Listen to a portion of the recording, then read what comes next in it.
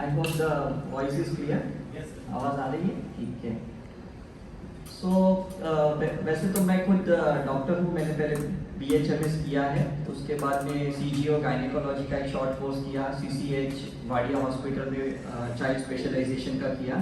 Ramakrishna mission hospital Bombay में मैंने 3 साल हॉस्पिटल में एज RMO-शिप किया था। काफ़ी लिमिटेशंस मुझे पता चली मेडिकल साइंस की, इसलिए फिर मैंने रिसर्च शुरू किया अल्टरनेटिव थेरेपीज़ पे, कॉम्प्लीमेंट्री थेरेपीज़ पे, और करीबन 125 थेरेपियों के ऊपर मैंने रिसर्च किया।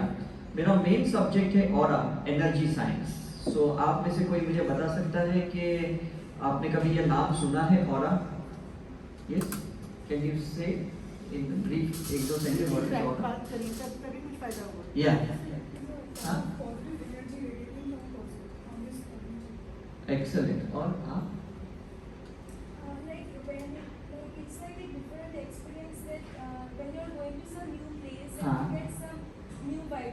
Right. Yeah, good. You're very near to it. So और कोई बता सकता है? Feeling something. Excellent. Anticipation of that this may happen, this is happening. हाँ, right. Yes, anything more you can add to it? Yeah. ये talk मेरे लिए बहुत आसान है बिकॉज आप लोग जिस डिपार्टमेंट में हैं उस डिपार्टमेंट से कनेक्टेड ही ये पूरा टॉपिक है करके, बिकॉज हम लोग लैब में क्या करते हैं ना, ब्लड टेस्टिंग करते हैं, इन्वेस्टिगेशन करते हैं, ये देखने के लिए कि पैरामीटर्स क्या है लोगों के। M I right?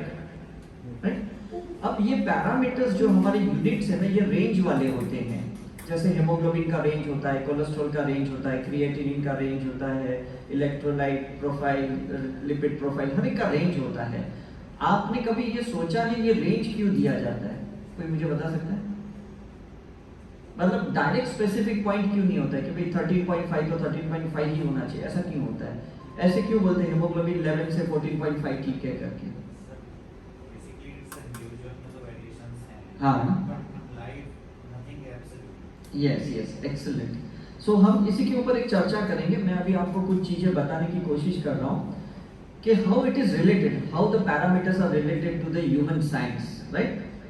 Let us start with the mind and brain. Mind is a software, it's a very simple concept, you can not see the mind, right? Mind के अंदर बहुत सारे थॉट्स आते हैं, उसे भी हम नहीं देख सकते।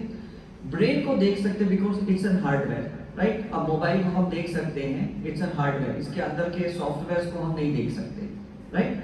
तो हमारे जो पैरामीटर्स हैं, कोई भी पैरामीटर्स हैं, वो सारे माइंड रिलेटेड हैं और वो फ्लक्चुएट होते हैं। Now it's clear? हर इंसान का माइंड अलग है, हर इंसान के अंदर थॉट्स अलग है।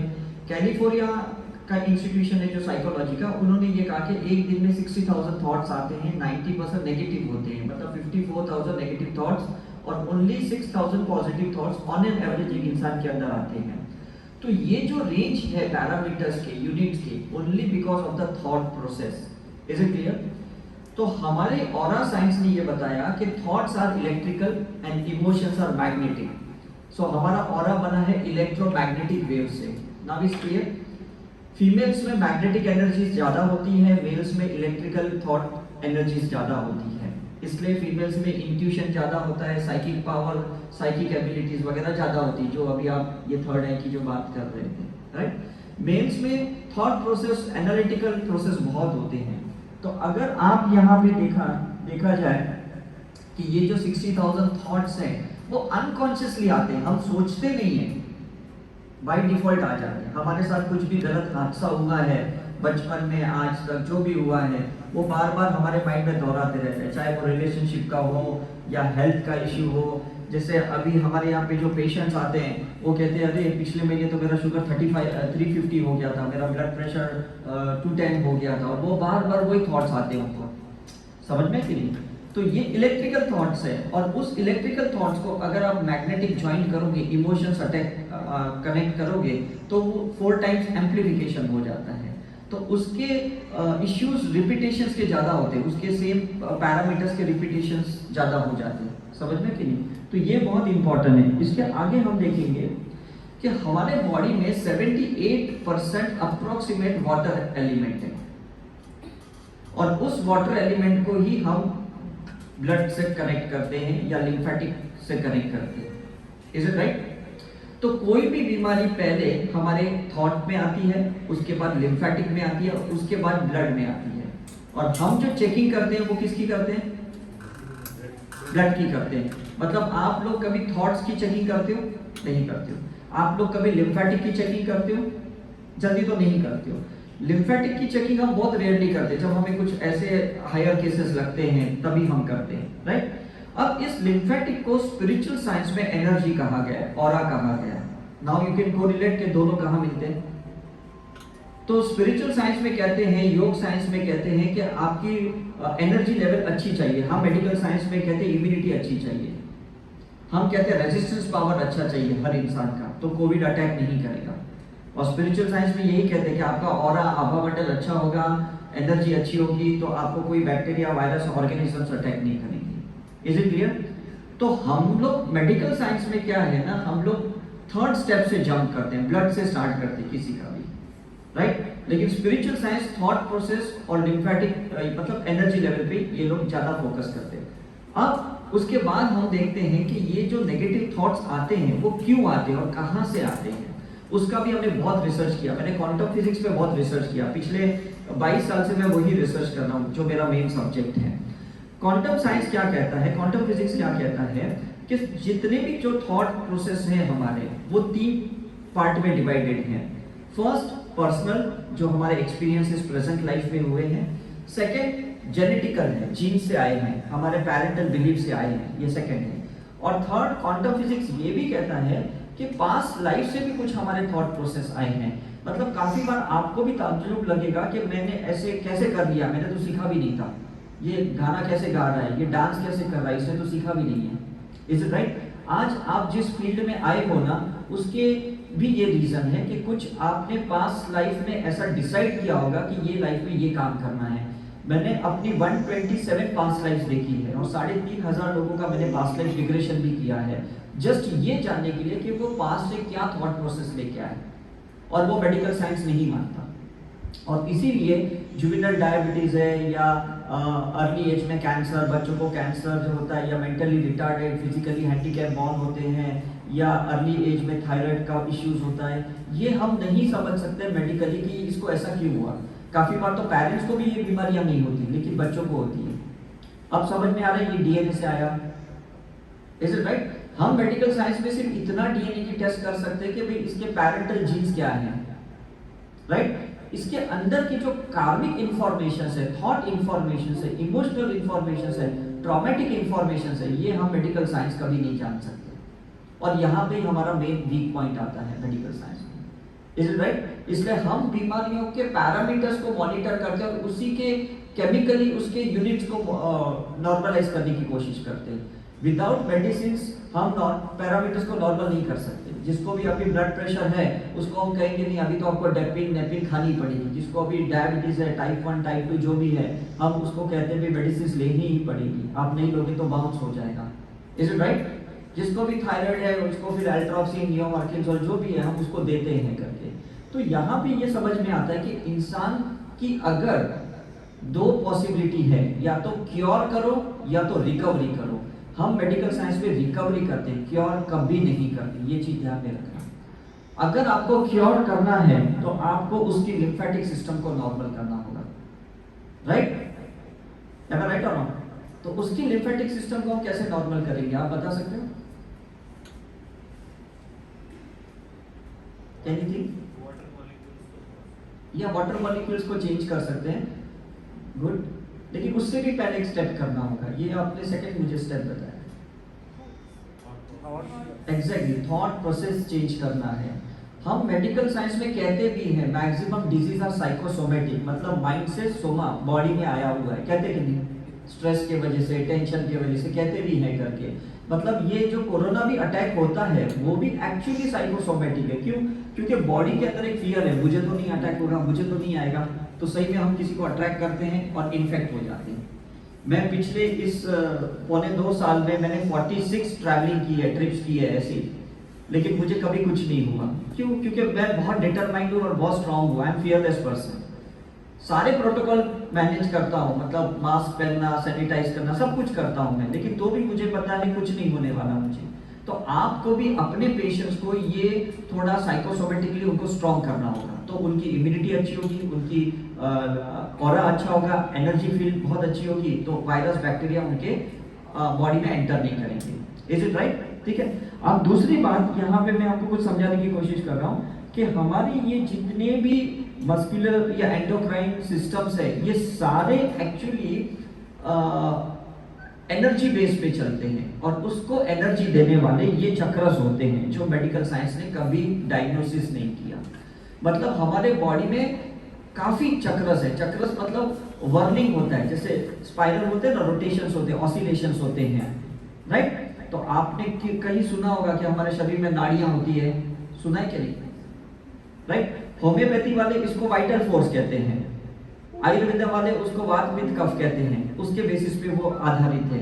एक्यूप्रेशर, एक्यूपंक्चर जो मैंने सीखा है उसमें मैरिडियोलॉजी आते हैं, उसमें वो कहते हैं कि ऐसे कुछ पॉइंट्स होते हैं जहां पे हम उसको प्रेस करेंगे तो उसके कंजेशन, ब्लॉकेजेस निकल जाते हैं, उसके पेन्स निकल जाते हैं करके, राइट? मतलब कहीं ना कहीं जो अल्टरनेटिव साइंस है वो भी हमारे मेडिकल साइंस से जुड़ा हुआ है। हमें सिर्फ उसकी कनेक्टिविटी नहीं मिली, हमें ये नहीं पता चला ये दो साइंस मिलते कहाँ पे, एम आई राइट? और दोनों एक ही जगह पे मिलते हैं, एंड दैट इज इम्यूनिटी, और कहीं पे भी नहीं मिलते, राइट? तो आप कोई भी अल्टरनेटिव थेरेपी, किसी को नेचर क्योर में डालो, किसी को पंचकर्मा कराओ, या किसी को आप एस्ट्रोलॉजिकल करेक्शन करो, वास्तु के हिसाब से करें, ग्राफोलॉजी से करेक्शन करो, न्यूमरोलॉजी से करेक्शन करो, कलर थेरेपी से करो, हर थेरेपी सिर्फ उसकी इम्यूनिटी बढ़ाती है और कुछ नहीं करती है। और जैसे आपकी इम्यूनिटी राइज हो गई, आपके डिजीज इश्यूज कम होते जाएंगे, आपके पैथोलॉजिकल इश्यूज कम होते जाएंगे। डू यू एग्री और नॉट? राइट? तो हमें फर्स्ट ईयर मेडिकल से लेके फाइनल ईयर मेडिकल तक ये नहीं समझाएंगे कि इम्यूनिटी को कैसे बढ़ाना, हमें सिर्फ ये बताया कि ये फिजियोलॉजी होती है, और ये फिजियोलॉजी जब डिस्टर्ब होती है तो ये पैथोलॉजी होती है, और ये जो पैथोलॉजी होती है तो ये मेडिसिन होती है, ये इसकी सर्जिकल पार्ट होती है, राइट? क्यों? क्योंकि वेस्टर्न कंट्री को बेस नहीं पता, ईस्टर्न कंट्री का बेस ये चक्र और ऑरा है। अब समझ में आ रहा है कि ये जितने भी आप यहाँ ऋषिकेश में साधु संत देखते हो ना, ये जो आश्रम आप देखते हो, ये सारे सिर्फ इसके आधारित पे चलते हैं, इस चक्र के आधारित पे। वो प्राणायाम, योगा करवाते हैं, मेडिटेशन, राजयोग, क्रिया योग, सुदर्शन क्रिया, डायनेमिक मेडिटेशन, जितने भी करवाते हैं प्रोसीजर, वो सिर्फ चक्र की अलाइनमेंट करवाते हैं और कुछ नहीं करते। और हमें यही साइंस नहीं पता। मैं पिछले 22 साल से ये मेडिटेशन करता हूं, और करीबन मैंने 2 लाख पेशेंट लोगों को ठीक किया है। और आप भी कर सकते हो, अपने आप को भी ठीक कर सकते हो, लोगों को भी ठीक कर सकते हो। अगर आप YouTube पे टाइप करोगे चक्र मेडिटेशन, बहुत सारे अवेबिलिटीज है। हर चक्र ऑसिलेट होता है, और हर चक्र के आगे कुछ ना कुछ ऐसी हार्मोनल एक्टिविटीज होती है जो अलग अलग फ्रीक्वेंसी से एनर्जी रेडिएट करती है। तो आपको क्या करना है, आपकी बॉडी को अगर 100% फंक्शनिंग करना है तो आपको ये अल्फा लेवल की फ्रीक्वेंसी में मेडिटेट करना होगा। तब आपके सारे हार्मोनल एक्टिविटीज नॉर्मल, आपके ग्लैंड्स नॉर्मल, आपके ऑर्गन सिस्टम सब कुछ नॉर्मल चलते रहेगा। लेकिन हम जब स्ट्रेस में, टेंशन में, फियर में होते हैं तो हम इस बीटा फ्रीक्वेंसी में होते हैं, और यहाँ पे सब गड़बड़ हो जाती है। ब्लड प्रेशर बढ़ जाता है, कोलेस्ट्रॉल बढ़ जाता है, या हमारा शुगर लेवल राइज हो जाता है, only because of this beta frequency. Stress level ज्यादा होता है, एंजाइटी होती है, तब बीटा फ्रीक्वेंसी आ जाती है। You got my point, right? लेकिन जब हम रिलैक्स्ड होते हैं ना, तब हम अल्फा में रहते हैं, और जब अल्फा में रहते हैं तो बॉडी की रिदम अच्छी है, बॉडी की हार्मोनी अच्छी है, सारे ऑर्गन्स अपनी तरह से अच्छे से काम करते हैं, राइट? सो हमें होलिस्टिक अप्रोच करना है। हमें इस बॉडी को ना डिपार्टमेंटल स्टोर नहीं बनाना है कि ये किडनी अलग है, ये हार्ट अलग है, ये लंग्स अलग है। मेडिकली हम स्पेशलाइज्ड डॉक्टर के पास रेफर कर सकते हैं, urologist, gynaecologist, orthopaedic, ophthalmologist, ENT refer कर सकते हैं। लेकिन आपको अगर पेशेंट को ठीक करना है तो होलिस्टिक अप्रोच करनी पड़ेगी, माइंड, बॉडी, सोल लेवल पे। एग्री और you don't agree? Am I right? ये आपने खुद एक्सपीरियंस किया होगा कि कुछ पेशेंट बार बार आपके पास वापस आते हैं। क्यों आते हैं, कभी सोचा आपने? क्योंकि आप उनको थोड़ा नॉर्मल करते हो, अल्फा पे पहुंच गए, और वापस वो बीटा पे आ जाते हैं। इतना क्लियर है आपको, राइट? थोड़ा मैं और एडवांस लेवल पे जाता हूं। कोई मुझे बता सकता है ये थीटा और डेल्टा लेवल क्या है? This is the frequency of a mind. लेकिन what do you mean by theta and delta, मतलब इस सिचुएशन में क्या होता है? हाँ, ओके, यस, और कोई? वो सारी बीटा फ्रीक्वेंसी में आती है। जितनी भी एंजाइटी, फियर है, इनसिक्योरिटी है, जेलसी है, हेट्रेड है, रिवेंज है, ये सारे बीटा फ्रीक्वेंसी में आती है। थीटा फ्रीक्वेंसी में वो चीजें आती है जहां पे हम अपने माइंड को रीप्रोग्रामिंग कर सकते हैं, हम हमारे ब्रेन को रीफ्रेमिंग कर सकते हैं, और वो सिर्फ सोने से 2 मिनट पहले और सुबह उठने जागने के 2-3 मिनट बाद, बस वो टाइम पे हम थीटा लेवल पे होते हैं। वो बेस्ट टाइम है जहां पे आप अपने बॉडी माइंड को कमांड देते हो और आपकी बॉडी एक्सेप्ट करती है। Is it okay? मतलब रात को सोने से पहले अगर आपने बोल दिया कि मेरा कोलेस्ट्रॉल इतना हो गया है, मेरा शुगर लेवल इतना हो गया है, तो पूरी रात 8 घंटे की नींद में आपका सबकॉन्शियस इस थीटा लेवल के कमांड को एक्सेप्ट करते हुए उसके पैरामीटर्स को मैनिफेस्ट करेगा। ठीक है, कोई छोटा बच्चा है ना, उसके भी कान में अगर आप रात को सोने से पहले कुछ बोल दोगे ना, वो उस हिसाब से एक्सेप्ट करने वाला है, बिकॉज वो ऐसा टाइम है जहां पे माइंड रिसीवर बनता है, 100% प्योर रिसीवर बनता है। उस टाइम पे आप उसके कान में कुछ भी बोलो।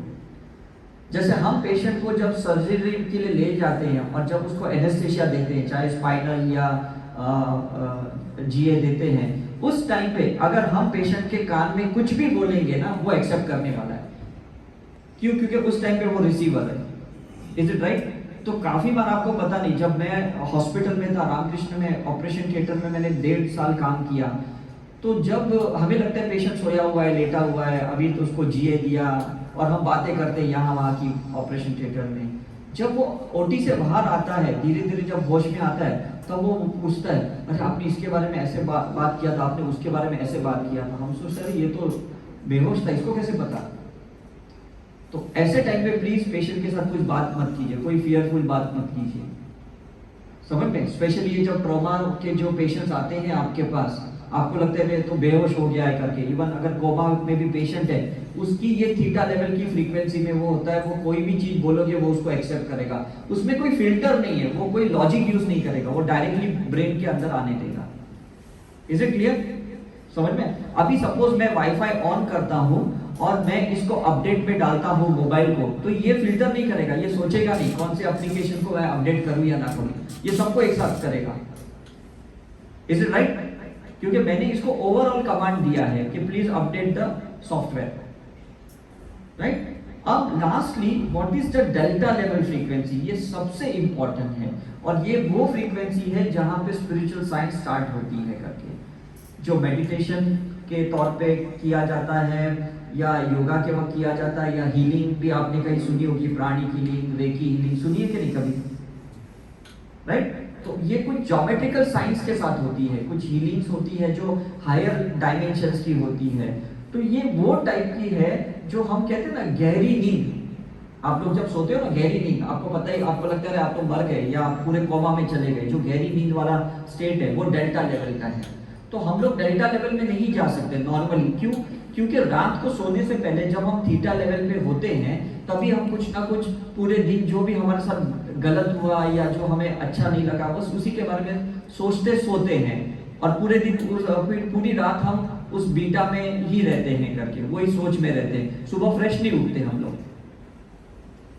मेडिकल साइंस के हिसाब से एक इंसान को 3 घंटे की नींद इनफ है। मैं 12 बजे सोता हूँ रोज और 3:15 बजे उठता हूँ, सिर्फ इतनी नींद करता हूँ, इतनी ट्रैवलिंग करने के बावजूद। इतनी न्यूरो ट्रांसमिशन के लिए इनफ है, इतने ब्रेन को रेस्ट करने का इनफ है, इतनी बॉडी को रेस्ट करना इनफ है। लेकिन हम 6-8 घंटे सोने के बाद भी फ्रेश नहीं रहते। आपने ये नोट किया? आप अलार्म भी लगाते हो 6 बजे का, 6:30 बजे उठते ना, 6:15 बजे उठते हैं। क्यों? आपके अंदर का माइंड थका हुआ है, और जब माइंड थका हुआ है तो शरीर थका हुआ है, और शरीर थका हुआ है तो वो उठने की नाम ही नहीं लेगा, और थोड़े 5 मिनट, और थोड़े 5 मिनट। Is it right? ये लेजीनेस आता कहां से? इसी के वजह से आता है, क्योंकि आपका जो माइंड है ना, वो रात को थीटा में नेगेटिव सोचते हुए सोता है, और पूरी रात वो बीटा में रहता है। तो आपकी अल्फा फंक्शनिंग नहीं होती है, आपके हार्मोनल इंबैलेंस रहते हैं, आपके ऑर्गन सिस्टम्स के पैरामीटर्स हिले हुए रहते हैं। Is it right? तो ये जो बीमारियां होती है ना, जो भी diabetes, blood pressure, cancer, asthma, arthritis, ये ओवरनाइट नहीं होता कि रात को सोए और सुबह बीमारियां होगी, ऐसे नहीं है। हमारे रिसर्च के हिसाब से उसको 6 महीने, 8 महीने, 1 साल लगती है बीमारी को धीरे धीरे धीरे हमारे बॉडी में उतरते हुए। पहले थॉट लेवल पे, फिर ब्रेन में जाती है, फिर लिम्फेटिक में जाती है, फिर ब्लड में जाती है, और फिर हम उसको कैच करते हैं। और जब तक हम कैच करते हैं तब तक बहुत लेट हो जाता है, राइट? मतलब तब तक तो फिर ऐसा होता है या तो सर्जरी करो या तो मेडिसिन दो, दो ही ऑप्शन है आपके पास, तीसरा कोई ऑप्शन ही नहीं है। लेकिन अगर आप इसमें ध्यान से देखिए कि अगर आप किसी भी इंसान को कॉन्शियसली आप एफर्मेशंस देते हो कि you are fit, you are fine, you are healthy, consciously आप उसको कंटिन्यूसली एफर्मेशंस देते हो, और वो इंफॉर्मेशन अगर उसके ये सबकॉन्शियस में पहुंच गई आफ्टर 21 डेज, 45 डेज, 90 डेज, तो उसके सारा पैरामीटर्स नॉर्मल हो सकते हैं। आप काफी ऐसे डॉक्टर ब्रेन वाइज है या लुइस हे है, ऐसे काफी लोग हैं फॉरेन के जो साइकेट्रिक हैं या स्पिरिचुअल थेरेपिस्ट करते हैं। वो लोग की आप यूट्यूब देखिए, उनकी बुक्स पढ़िए, वो लोग ने बड़ी बड़ी बीमारियां सिर्फ एफर्मेशन से ही ठीक की है, राइट? क्योंकि गलत इंफॉर्मेशन गया माइंड से ब्रेन में, ब्रेन से बॉडी में, वो बीमार पड़ा। अब सही इंफॉर्मेशन जा रहा है माइंड से ब्रेन में, ब्रेन से बॉडी में, तो वो नॉर्मल हो रहा है। पॉसिबल है कि नहीं, मुझे बताओ। जब जो फिजियोथेरेपिस्ट होते हैं, जब किसी भी पैरालिटिक पेशेंट्स की जब एक्सरसाइज करते हैं, एक्चुअली इंफॉर्मेशन पास करते हैं। नहीं देखो अंकल आप कर सकते हो, देखो अभी आपका हाथ उठा है, देखो अभी आप पैर भी उठा सकते हो, करते कि नहीं? हम उनको एनकरेज करते हैं, उनको मोटिवेट करते हैं, उनके फायर एलिमेंट को एक्टिवेट करते हैं। तो ब्रेन ने जैसे एक्सेप्ट कर लिया, सही में बॉडी के मूवमेंट शुरू हो गए। तो आप सोचो, अगर हम किसी की एक्सट्रीमिटीज की मोबिलिटी चेंज कर सकते हैं, तो आपको नहीं लगता उसके सारे पैरामीटर्स को हम चेंज कर सकते हैं? Am I right or not? सारे पैरामीटर्स को नॉर्मल। अब जितने भी पेन वाले पेशेंट्स आते हैं, एक्चुअली वो साइकोलॉजिकल पेन्स ज्यादा होते हैं उनके, बॉडी पेन थोड़े होते हैं। 2 मिनट के लिए आपने किसको प्रिक किया, 2 मिनट के लिए उसको 30 सेकंड्स के लिए पेन होता है, लेकिन वो 2 मिनट, अरे यार दुखा दिया यार, कैसे, कितना हाथ इसका कितना भारी है, इस तरह से वो साइकोलॉजिकल पेन है ना? जैसे बच्चा कभी गिरता है और हम उसको बोलते अरे होते होते होते प्लेन जा रहा है, इमीडिएटली वो भूल जाता है, उसका शिफ्ट इजी होता है। हमारे एडल्ट लोगों का ना शिफ्ट नहीं होता, हम उसको होल्ड बहुत करते हैं, और जितना होल्ड हम यहाँ सबकॉन्शियस लेवल पे करते हैं ना हमारी बीमारियों का, उतना ही पैरामीटर्स हमारी बॉडी में बिगड़ जाते हैं। तो आपके पास जितने भी पैथोलॉजी के इन्वेस्टिगेशंस के लिए आते हैं ना, उनको समझाना है आपको कि आपके ये जो भी पैरामीटर्स बिगड़े हुए हैं ना, ये टेम्पररी है, कोई परमानेंट नहीं है। आप पॉजिटिव सोचो, आप पॉजिटिव मतलब रॉ इंटेक थोड़ा ज्यादा खाओ, फ्रूट्स ज्यादा खाओ, वेजिटेबल्स ज्यादा खाओ, एक्सरसाइज करो, योगा करो, आपके नॉर्मल हो जाएंगे। और अगर आपने उसको एंकरिंग कर लिया पॉजिटिव चीजों से, आप देखना नेक्स्ट टाइम जब आपके लैब में आएगा ना, उसके सारे पैरामीटर्स नॉर्मल होंगे। आपको मेडिसिन के साथ उसको कुछ मेडिटेशंस के ये कुछ फंडे समझाने हैं और कुछ नहीं करना है, कुछ माइंड के रिप्रोग्रामिंग कॉन्सेप्ट आपको समझाना है। कर सकते कि नहीं? हमने अपनी लाइफ में भी देखा है कि नहीं, जब हम स्कूल में थे या कॉलेज में एग्जाम्स में जाते हैं और हमें पेरेंट्स बोलते नहीं तुम अच्छे मार्क्स लाओगे, नहीं तुम अच्छी पढ़ाई कर रहे हो, तुमने अच्छी पढ़ाई की है, तुम्हें सारे आंसर्स आ जाएंगे। तो वो जब पॉजिटिविटी से एंकरिंग करते हैं ना पेरेंट्स को मोटिवेट करके, तो सही में हमारी एग्जाम अच्छी जाती है। और कोई हमें डीमोटिवेट करता है, देखा साल भर पढ़ाई नहीं किया ना, मुझे पता है ये तुम्हारी एग्जाम अच्छी नहीं जाएगी, अच्छे नंबर नहीं आएंगे। तो वही थॉट लेके हम एग्जाम हॉल में एंटर होते हैं और वही चीजें चलती हैं। Is it right? आपने स्पोर्ट्स देखा है, जितने भी क्रिकेट, फुटबॉल, ये उस टाइम पे जब ऑडिटोरियम में जो मास पब्लिक रहती है ना, वो मोटिवेट करती है, चीयर अप करती है, एम आई राइट? और उस एनर्जी की वजह से ये आदमी के जो मसल टोनैलिटी है या उसके जो पैरामीटर्स है, वो एकदम फायर वर्क में आ जाते हैं और वो सही में इतना अच्छा परफॉर्मेंस देते हैं, राइट? तो हमें करना क्या है, उस इंसान को सबकॉन्शियस चेंज करने के लिए कुछ तो उसको हमें प्रोसीजर सिखाना होगा, एंड दैट इज इजी। उसके थोड़ा आगे देखते हैं, यहाँ पे ये जो चार्ट दिखाया है, आप देखो 80% सबकॉन्शियस माइंड है, 80% सबकॉन्शियस माइंड का मतलब 80% इमोशनल माइंड है, 18% लॉजिकल माइंड है। अब मुझे बताइए कौन सा माइंड ज्यादा है, कौन सा ज्यादा है? सबकॉन्शियस ज्यादा है। मतलब इंसान ने अगर ठान लिया अरे मुझे कैंसर हो गया, इसका तो कोई इलाज नहीं, मुझे कैंसर हो गया, उससे सबकॉन्शियस में होल्ड किया, तो डेफिनेटली अगर वो 2 साल जीने वाला रहेगा तो 2 महीना ही जिएगा। हमने ये देखा है किसी का हीमोग्लोबिन 6-7 है और वो सबकॉन्शियसली पॉजिटिव है, वो घूम रहा है, और किसी का हीमोग्लोबिन 10-11 है और वो पैनिक हो रहा है, तो वो बेचारा कोलैप्स भी हो रहा है वही का वही। किसी का शुगर लेवल 350 है और वो मेंटली बहुत स्ट्रांग है और वो घूम रहा है, और किसी का 150-200 तक शुगर जाता है, वो पैनिक हो जाता है, अरे मैं तो गिर गया, और वो सही में कोलैप्स हो जाता है। तो डोंट यू थिंक माइंड इतना वाइटल रोल प्ले करता है? राइट और रॉन्ग? राइट। तो जैसे जैसे आप उसको स्ट्रॉन्ग करते हो, एक और तरीका है उसको पॉजिटिव करने का। एक तो मैंने एफर्मेशन बेस्ड बोला है, राइट, जो कॉन्शियसली हम उस पे सबकॉन्शियस को पॉजिटिव करते हैं। एक और तरीका है जो हमने क्वांटम फिजिक्स में सीखा, वो ये तरीका है कि हम इसके सुपर कॉन्शियस माइंड मतलब स्पिरिचुअल माइंड, डिवाइन माइंड को भी एक्टिवेट कर सकते हैं। वो जिस भी भगवान को मानता है, जिस भी गुरु को मानता है, जो भी रिलीजन को वो बिलोंग करता है, डजंट मैटर, वो अपने सुपर कॉन्शियस माइंड को एक्टिवेट कर सकता है। हम उसे कहते तुम अपने खुदा को याद करो, अल्लाह को करो, या जीसस को करो, या बुद्धा को करो, महावीर को याद करो, और आप उनसे इन्वोक करो, आप उनसे एनर्जी लो, उनसे ब्लेसिंग लो, अपने गुरु से blessing low. This is super conscious mind. तो जो आप देख रहे हो कि ऋषिकेश में जो क्राउड आता है, हरिद्वार ऋषिकेश में, ये सिर्फ सुपर कॉन्शियस माइंड को एक्टिवेट करने के लिए आते हैं। जिनको कुछ श्रद्धा है अपने गुरुओं पे, या इस जगह पे, या अपने धर्मों पे, जो भी है रिचुअल्स पे, वो ये लोग आते हैं। और ये माइंड के बारे में मेडिकल साइंस ने कभी हमें नहीं समझाया था। हमें सिर्फ इतना समझाया था कि कॉन्शियस माइंड होता है, सबकॉन्शियस माइंड होता है। Is it right? तो ये 2% का जो माइंड है, जो सुपर कॉन्शियस है, इसको मैं कहूंगा कि ये ऊपर का जो 1% है, इसका मतलब है कि उस यूजर ने, हमें पता है कौन से गुरु, कौन से भगवान से हम कनेक्टेड हैं। और जब हम दिल से कनेक्ट होते हैं तो ये लास्ट का 1% का कनेक्शन होता है। तो हम बोलते हैं ना, faith in your Guru, faith in your God, विश्वास रखो अल्लाह पे, खुदा पे। तो दैट इज द लास्ट 1%। जैसे यूजर नेम पासवर्ड होता है ना, यूजर नेम सबको मिल जाता है, पासवर्ड जल्दी किसी को मिलता नहीं। Is it right? तो password in this case it's your heart. अगर आपने दिल से अपने गुरु को, भगवान को, या कोई भी गायत्री मंत्र या किसी को भी दिल से चैंट किया या इन्वोक किया ना, ये लास्ट का 1% एक्टिवेट होता है। अगर ये एक्टिवेट हो गया तो चमत्कार कैसे भी हो सकते लाइफ में। हम डॉक्टर भी कहते हैं दवा तो हम दे रहे, दुआ आप करो, कहते कि नहीं? हम कहते हैं बस भगवान के भरोसे पे रहो करके। ट्रॉमा के केसेस में, सर्जिकल केसेस में हम ऐसे ही कहते हैं करके। तो ये 1% कौन है जो सैचुरेशन लेवल बढ़ाता है, जो उसको ट्रॉमा से बाहर निकालता है? That is your faith in your God. Is it right? आपके पेशेंट यहाँ अंदर बैठे हैं, आप उसके पेशेंट के रिलेटिव बाहर कहीं उसके लिए प्रे कर रहे हैं, कहीं ना कहीं कोई नमाज पढ़ रहा है, कोई बाइबल पढ़ रहा है, कोई भगवत गीता उसके लिए कुछ पढ़ रहा है, कोई मंत्र चैंट कर रहा है। तो इसका मतलब ये 1% उसका एक्टिवेट करने के लिए कर रहा है, और वो विश्वास से लेगा तो ग्रैब कर लेगा उस एनर्जी को। तो जो भी मिरेकल्स आपने देखे होंगे ना मेडिकल साइंस में, वो भी एक्चुअली एनर्जी बेस्ड साइंस है, and it is equal for everyone. Is it okay? Any question in this side?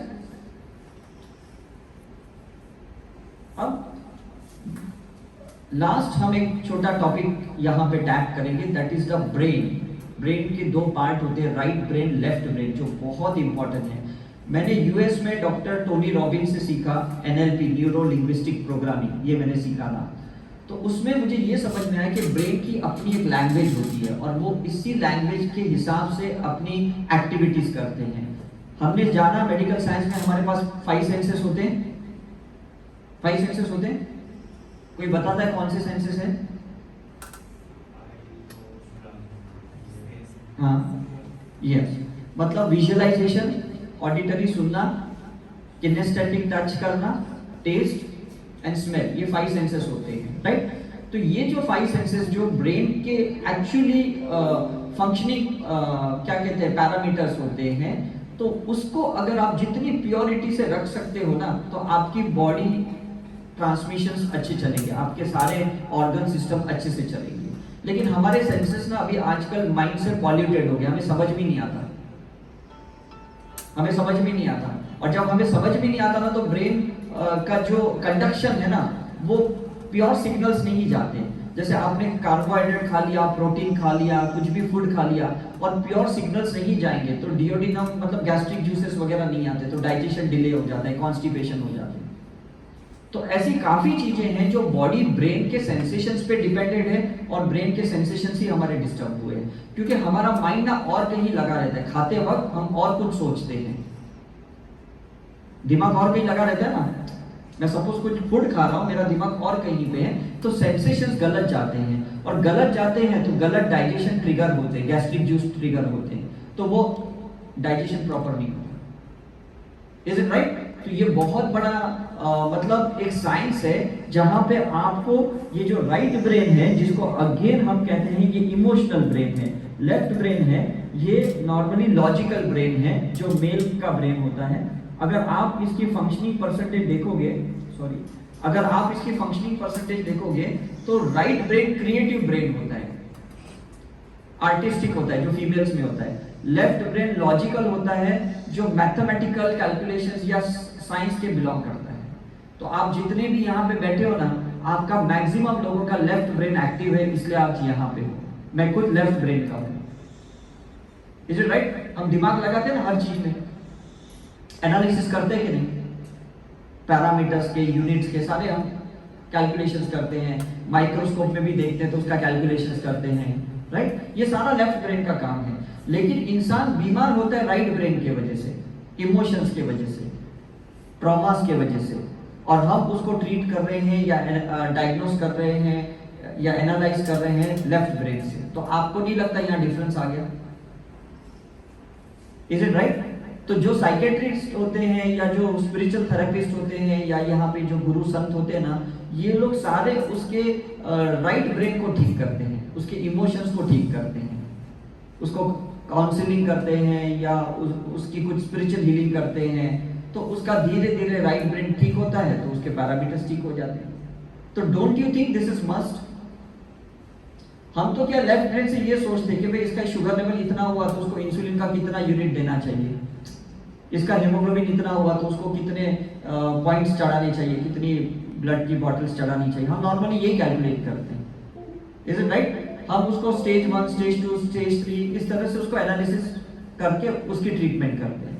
तो यहाँ पे बहुत चेंज है करके। अब यहाँ पे आप देखो कि हम ट्रीटमेंट किसकी करते हैं, फिजिकल साइंस में इफेक्ट की करते हैं, और हमें ट्रीटमेंट किस चीज की करनी चाहिए, कॉज की करनी चाहिए। फर्क है यहाँ पे। तो व्हाट इज द कॉज? अब तक जो हमने ये सुना, तो आपके हिसाब से कॉज क्या है?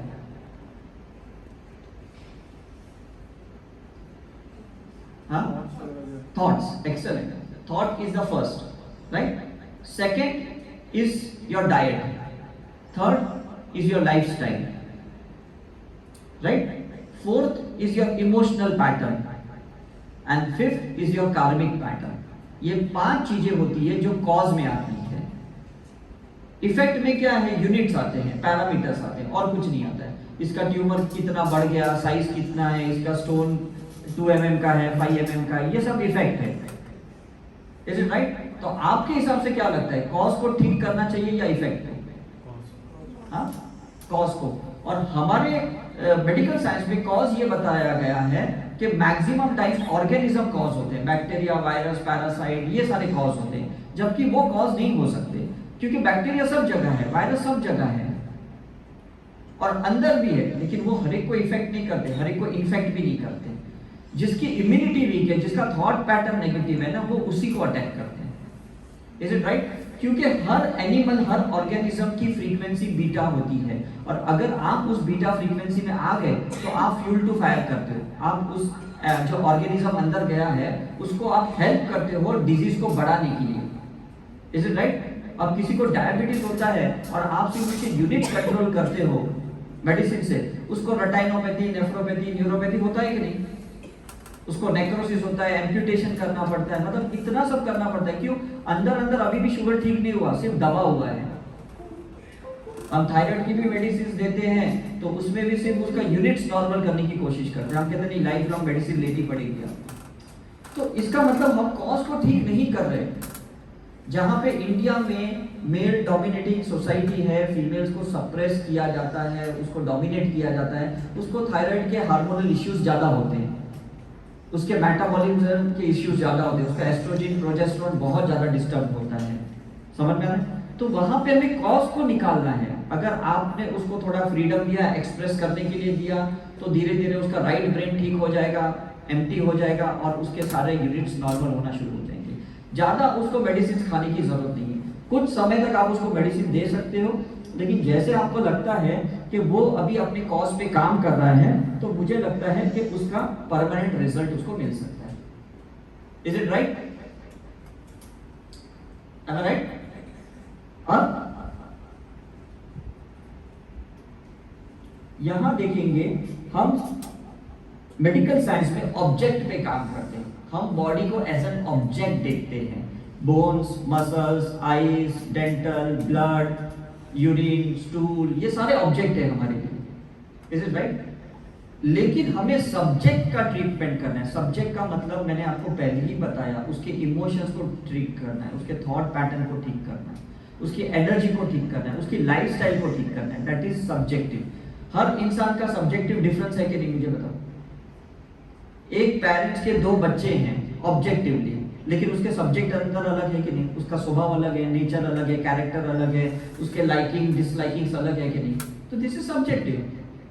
तो जब किसी भी पेशेंट को आप सब्जेक्टिवली ट्रीट करते हो, वो इंसान हमेशा के लिए नॉर्मल हो सकता है। लेकिन अगर आप उसको ऑब्जेक्टिवली ठीक करते हो, तो सिर्फ आपको उसके सिर्फ पैरामीटर देखने पड़ेंगे और कुछ नहीं कर सकते हो। Is it right? अब यहां पे अगर आप देखोगे, ये 2 इन्वेस्टिगेशन है, एक ऑब्जेक्ट इन्वेस्टिगेशन, एक सब्जेक्टिव इन्वेस्टिगेशन। हमने पिछले 22 साल में इन दोनों इन्वेस्टिगेशन का साथ में किया। मैं 8 साल पहले यहाँ पे आया था और देहरादून में गायनेकोलॉजिस्ट डॉक्टर के पास गया।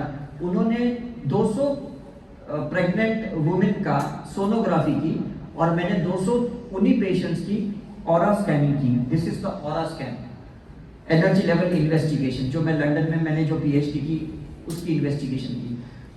तो वो जो डॉक्टर थी, उन्होंने ये बताया कि भाई इस सोनोग्राफी में कहाँ एबनॉर्मलिटीज है, प्रेगनेंसी में कहाँ एबनॉर्मलिटीज है, प्री मैच्योर्ड है, क्या है, ये वो, उसका कार्डियक फंक्शन, ये वो सब। और मैंने ऑरा से ये बताया कि अगर वो एबनॉर्मल है तो उसका कॉज क्या है। और जब उस गायनेकोलॉजी ने उस चीज को एक्सेप्ट की, उन्होंने पेशेंट को गाइड किया और उसके बाद जब हमने 3 महीने के बाद उनकी सोनोग्राफी की, मैक्सिमम लोगों के रिपोर्ट्स नॉर्मल आए। तो वो gynaecologist, she was an open minded lady, she accepted whatever I told और उन्होंने पेशेंट को भी गाइडेंस दिया और वो नॉर्मल होते गए। कहने का मतलब ये है कि अगर किसी भी पेशेंट का हम एनर्जी एनालिसिस करें, बहुत सारे इक्विपमेंट है, ये लंदन का इक्विपमेंट है, PIP, poly contrast interference photography, ये भी एक लंदन का इंस्ट्रूमेंट है, ईएसएम, इलेक्ट्रोस्पेक्ट्रल मेजरमेंट, चक्र के ऑसिलेशंस देखते हैं। ये यूएस का है, आरएफआई रेजोनेंस फील्ड इमेजिंग, ये ऑराविन है, ये जर्मन का मशीन है, जीडीवी, गैसियस डिस्चार्ज विजुअलाइजेशन। ऐसे बहुत से मशीन है। ये ईएसटेक कॉम्प्लेक्स मशीन है जो अभी लेटेस्ट यूएस बेस्ड है करके। ये सारे अर्ली स्क्रीनिंग के मशीन्स हैं जो फार्मेसी वाले ने अभी तक इसको ऑफिशियली अलाउ नहीं किया। हम लोग इसलिए करते हैं बिकॉज हमें पेशेंट का कॉज निकालना है, इश्यू निकालना है। हमने 8000 कैंसर के पेशेंट के कॉजेज निकाले पिछले 22 साल में और उनको इस आधार पे उनकी ट्रीटमेंट की। किसी का डाइट चेंज, किसी की लाइफस्टाइल चेंज की है, किसी के एडिक्शंस हमने डी एडिक्शंस किए हैं, छुड़ाए हैं। तो ये सारी चीजों ने उनको नॉर्मल कर दिया। So every time we say either the cause is in the mind और cause is in your lifestyle और एनर्जी और इन द जीन्स ऑल्सो। कुछ जेनेटिकल इश्यूज भी होते हैं। जैसे मेरी दादाजी की फैमिली में मैक्सिमम लोगों को अस्थमा है, मेरी नानी के फैमिली में मैक्सिमम लोगों को अर्थराइटिस है। तो I try to do all the spiritual treatment कि मुझे फ्यूचर में ना हो करके। सो टच वुड, मुझे आज तक ये चीजें नहीं हुई करके, लेकिन मेरे जितने भी कजिन्स हैं सबको ये प्रॉब्लम्स हुए हैं। सो prevention is better than cure, ये हम सब जानते हैं। Early screening is important. आप क्यों पेशेंट को बोलते हो कि कुछ कुछ समय के बाद वापस अपना ब्लड चेक करना। क्यों कहते हो? क्योंकि कोई भी चीज बढ़ने से पहले अगर आप उसको पकड़ लो तो आप उसको गाइड भी कर सकते हो कि नहीं, है कि नहीं? आप वेट नहीं करोगे बहुत क्रिटिकल होने के लिए, वर्स्ट होने के लिए, आप वेट नहीं करोगे, राइट? लेकिन पेशेंट को ये नहीं समझता है कि मैं बार बार चेकिंग क्यों कराऊं, 2 महीने पहले तो मैंने चेकिंग करवाई थी। फिर उसको लगता है ये तो लूटने वाला धंधा है, आप तो बार बार पैसे लेते हो, ये लेते हो। बट ये चीजें मॉनिटर करने की बहुत जरूरी है। सिर्फ ब्लड को मॉनिटर नहीं, उसके थॉट पैटर्न को, कि लास्ट टाइम जब आपके पास ब्लड टेस्ट करने के लिए आया था तब उसकी थॉट पैटर्न क्या थी, और आज जब आपके पास आया है तो आज उसकी पैटर्न क्या है। लास्ट टाइम जब वो आया था तब उसकी लाइफस्टाइल या उसकी इमोशनल स्टेटस क्या थी, और आज उसकी स्टेटस क्या है। Don't you think? ये ड्यूटी किसकी है मुझे बताइए? हाँ, किसकी है कि हम पेशेंट के साथ थोड़े बैठे, बिकॉज हम बहुत हरी में होते हैं, जल्दी जल्दी उसका ब्लड निकालते हैं, 2 ml 10 ml निकालते हैं, बस उसको भेज देते हैं। क्लिनिक में भी हमारे, जब मैं प्रैक्टिस करता था एज अ फिजिशियन, मेरे क्लिनिक में 30 to 50 पेशेंट्स आते थे। मैं 2-3 मिनट से ज़्यादा पेशेंट्स को देखता नहीं था, उसके रिपोर्ट्स देखे, सिम्टम्स देखे, डायग्नोसिस किया, ट्रीटमेंट सजेशन, भगा दिया उसको। लेकिन मुझे गिल्ट हो रहा था कि ये पेशेंट बार बार मेरी क्लिनिक पे क्यों आ रहा है। इसको एक बार सर्जरी की, पाइल्स की, वापस सर्जरी की क्यों जरूरत है, उसको फाइब्राइड की सर्जरी की, सिस्ट की, वापस उसको सिस्ट क्यों हो रहा है।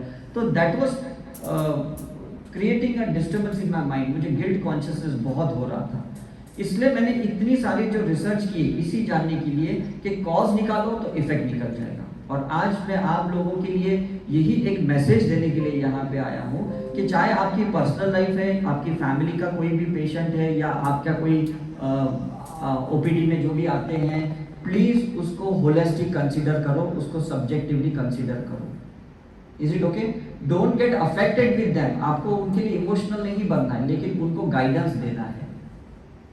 यू कैन डू और नॉट, टेल मी, है ना? तो जैसे आप उनको गाइड करने में करोगे तो डेफिनेटली आप उनको पहले गैशियस लेवल पे ठीक करोगे, उसका थॉट लेवल, उसकी एनर्जी लेवल, फिर उसकी लिम्फेटिक को आप ठीक करोगे, फिर उसकी ब्लड ठीक करोगे, तो उसकी बॉडी लेवल में डिफरेंसेस आएंगे। Is it right? तो तब मुझे लगता है कि आपका जो एक होलिस्टिक अप्रोच है of investigation and treating the patient will get fulfilled. कोई पेशेंट नहीं चाहता कि आपके पास बार बार आए। कोई चाहता है? कोई चाहता है? नहीं चाहता है। आप भी कभी बीमार पड़ते हो तो आप ये नहीं चाहते हो कि बार बार आप पेशेंट बन के डॉक्टर की केबिन में जाएं, राइट? तो क्यों ना हम कुछ ऐसा करें कि हम उसे परमानेंटली फ्री करने का एक प्रोटोकॉल बनाएं, राइट? कुछ चीजें अगर आप नहीं भी कर सकते हो, आप उसको गाइड तो कर सकते हो कि नहीं? आजकल तो टेक्नोलॉजी का जमाना है। कुछ चीजें जब मैं भी नहीं गाइड कर सकता हूं तो मैं कहता हूं कि काम करो, आप इसकी यूट्यूब देखो, या ये कुछ गाइडेड मेडिटेशन है, या कुछ ये चीजें हैं, या डाइट का कुछ टॉक है, आप प्लीज उसको फॉलो करो करके। तो ये भी तो आप कर सकते कि नहीं? तो मेरा कहने का मतलब, आप जितना भी खाली समय बैठते हो, जब भी आपको लगे कि रिलैक्स टाइम है, प्लीज ये सारी वीडियो सर्च कीजिए जो आपके पेशेंट्स को काम आए, राइट? तो मुझे लगता है आपका और पेशेंट का रिलेशनशिप भी अच्छा होगा और आपको भी अच्छा लगेगा। चलो, मैंने सिर्फ इसका ब्लड इन्वेस्टिगेट नहीं किया, मैंने इसको कुछ एडवाइस भी दी, मैंने उसको कुछ अच्छी गाइडेंस भी दी। Is it right?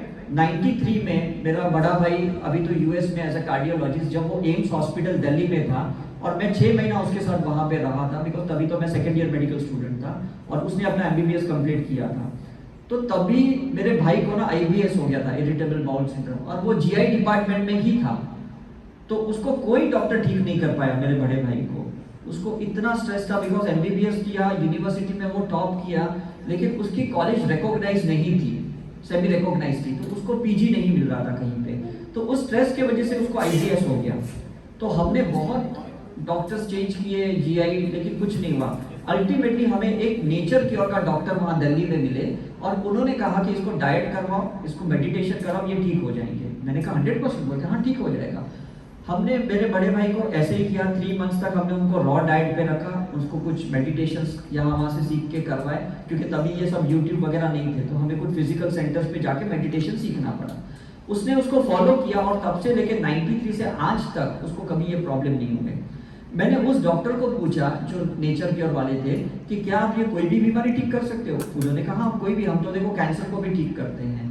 तो मैंने कहा एक काम करो, हमारे महाराष्ट्र में चलो, एक पंचगनी करके एक जगह है जो बहुत एनवायरमेंट अच्छा है वहाँ पे, जैसे आपका ऋषिकेश है वैसे ही वो पंचगनिका की जगह है। तो इंडिया का टॉप मोस्ट प्लेस है, वर्ल्ड का सेकंड नंबर प्लेस है एटमॉस्फेयर के पॉइंट ऑफ व्यू। हमने वहाँ 60 कैंसर के पेशेंट्स को रखे रेसिडेंशियल, और उस डॉक्टर को वहाँ पे हमने अपॉइंट किया था। 100% रॉ डाइट, मेडिटेशन, योगा, 3 चीज करवाई, और उनको हमने टाटा हॉस्पिटल में री इन्वेस्टिगेट करवाया मंथ के स्टार्टिंग में और मंथ के एंड में।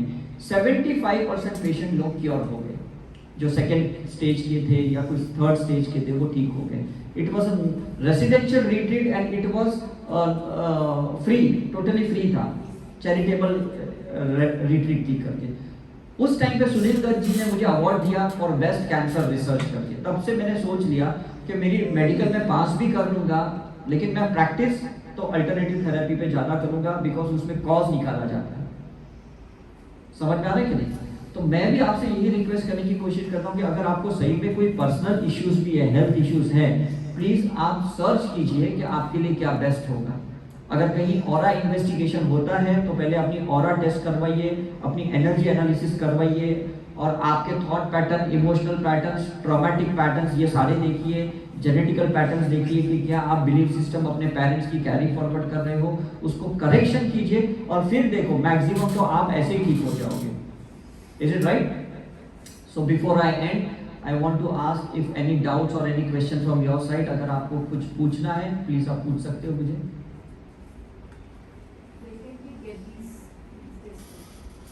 See, it is online also available. आप अगर मेरी भी एक वेबसाइट है साईकरुणामिशन.org या drudesha.com करके है, आप उस पर भी देखोगे तो कुछ आपको लिंक्स मिलेगी। उस लिंक पे टाइप करके तो उसमें एक टाइप का फोटो आपको क्लिक करना है, अपना फुल बॉडी का फोटो, और उसको अपलोड करना है आपके कुछ डिटेल्स के साथ, और आपको 7 दिन में वो रिपोर्ट मिल जाएंगे करके। So we will guide you इस तरह से, बिकॉज हमने करीबन 70,000 का लोगों का ऑरा किया है, इन्वेस्टिगेशन किया है। We are trying to guide them early screening करने के लिए, या अगर वो अफेक्टेड है कोई भी बीमारी से तो भी हम उन्हें गाइड करते हैं कि भाई तुम्हें किस तरह से क्योर करना है, किस तरह से तुम्हारे कॉज को हम निकालते हैं तो तुम्हारा इफेक्ट निकल जाता है, right? So we will definitely guide you. और किसी को कोई क्वेश्चन?